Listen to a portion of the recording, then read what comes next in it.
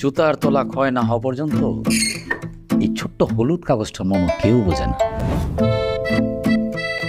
আমি যদি এখন এই মুরব্বীর ফাইলটা ছাড়ে দিই, 2 দিন পরে এটা ভাইরাল হয়ে যেতে পারে। আমরা নতুন ফ্ল্যাটে উঠতেছি, এটা কাউকে বলা যাবে না। 1 মাসে আমি আর একবারও পড়ুম না। বাহ, চমৎকার। গাইস, কি অবস্থা সবার? ভালোই আছে আশা করি।